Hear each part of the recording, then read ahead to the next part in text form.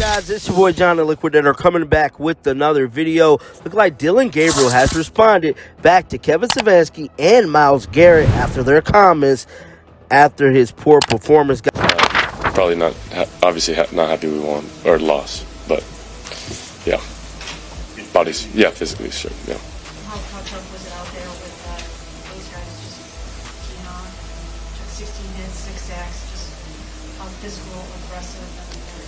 Yeah, they're a really good team. I think on the sack end, there's things that I can help to do to try and get it out as quick as possible, just so we're not in the negative on first and second down. So things, we got to learn from. Something wild is brewing in Cleveland. Dillon Gabriel just fired back, and not in a good way. After Kevin Stefanski and Myles Garrett publicly questioned his performance, Gabriel finally responded. And let's just say, his words didn't scream QB1 energy. They sounded more like a guy who knows the walls are closing in. And standing right behind him, waiting for the perfect moment, is Shedeur Sanders. Calm, confident, and ready to flip the Browns' entire season on its head. This isn't just a quarterback controversy anymore. This is the moment Cleveland decides, comfort or change, experience or electricity, Gabriel or Shedeur.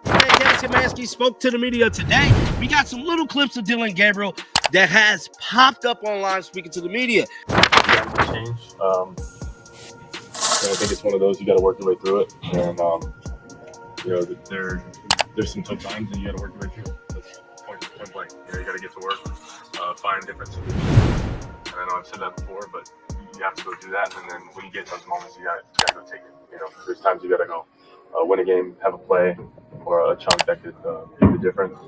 And the difference is what everyone strives for to be on top. So. After another disappointing loss, it's clear that Kevin Stefanski's trust the veteran philosophy is sinking faster than his offense.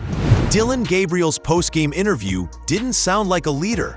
It sounded like a man surviving. Meanwhile, Shedeur Sanders, the guy everyone knows should be starting, is sitting quietly, watching, waiting, and preparing to take over. Let's talk about why this situation might explode sooner than anyone expects. Back to Cleveland Browns. Got a couple of things involving the Browns. Continued fallout around, Kevin Stefanski being the Cleveland Browns coach. At least, I think he's still the Cleveland Browns coach.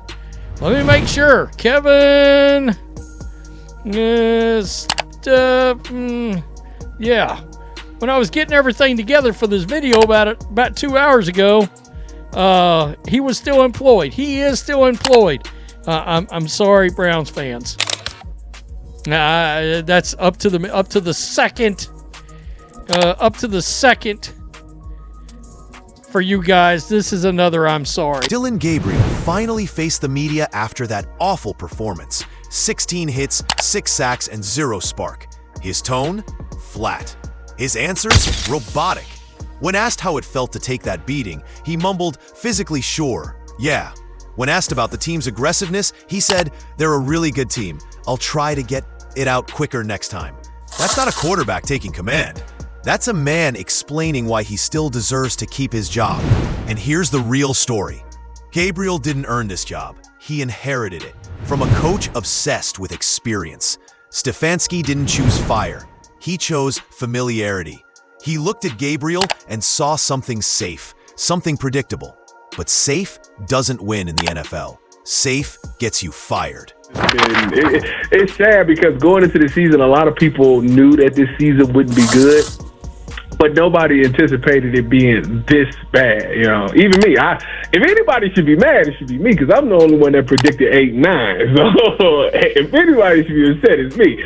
But when you watch it, when you watch this team play, there's no excitement. The only exciting thing about this team is the defense. Experience sounds great until it starts looking outdated. Stefanski's love for Gabriel feels like bragging about owning a flip phone because it never crashes. Sure, it works, but nobody's impressed anymore. Gabriel's entire game feels like a resume promotion gone wrong. The man has been in football long enough to know the system, but that doesn't mean he knows how to ignite it. His passes are cautious. His decisions are delayed. He's the guy who takes the scenic route when there's a highway right next to him. Cleveland fans are tired. They can see it. The stadium sighs every time Gabriel throws a 5-yard check down on 3rd and 8. They're not angry because he's terrible. They're angry because he's ordinary. And ordinary doesn't cut it when extraordinary is sitting right behind you in a Browns jersey. Shedeur can be great if you give him a shot. Shedeur would have ignited the sideline and the huddle if thrown into the fray, even at Pittsburgh. And I completely respect what you have to say about it's not his game plan, and he's not getting reps, and blah, blah. I get all that. He's just a very special kid, and I know his father very well. I feel sorry for Dillon Gabriel, and you and I, we're rooting against him. And I like him as a kid because he's a really good kid, but as a football player, as a quarterback in this predicament of a situation, I'm rooting against him. The locker room feels it. Players know when the wrong quarterback is starting. They can sense when one guy's the spark and the other's just a flicker. You can't fool athletes. They see who the real leader is. When Shedeur walks by, the atmosphere changes. There's silence, but it's not awkward. It's respect. That's presence. And presence can't be coached. Right now, Gabriel's leadership feels forced. He talks like a man trying to convince himself. Meanwhile, Shedeur walks like the future's already his. He doesn't have to prove it with words. His preparation speaks for itself. Every rep in practice is a warning shot. Every sideline camera pan is a reminder. This story doesn't end with Dillon Gabriel. Browns fans are done with excuses. They've seen this movie before. A coach clinging to experience while talent rots on the bench. And the fans are ready to riot if Shedeur doesn't play soon. Social media is already exploding with clips of Gabriel's passing chart. 52 passes, most of them behind the line of scrimmage. That's not strategy, that's fear. Meanwhile, Shedeur's highlight reel from practice alone has more energy than the Browns' last 3 games combined. Cleveland fans don't just want to win, they want life. They want excitement. They want the electricity that Shedeur brings naturally. The Browns' defense is carrying this team, but as soon as an opponent scores 20 points, the offense collapses. That's not sustainable, and everybody knows it. When do you think you'll see Shedeur? Geez, if Gabriel keeps getting hit 16 times a game, it could be next week. I think after the bye week is a fair assessment. I don't know how long after the bye week, but I think Gabriel should get a couple more starts for sure. So far, a change of quarterbacks has not corrected all the other problems. So there'll be plenty of time, I think, for Shedeur to play, even if it's not immediately after the bye. Here's the truth. Shedeur doesn't need Stefanski's approval to know he's the future. The fans know it. The players know it. And soon, even the stubborn head coach will have no choice but to accept it.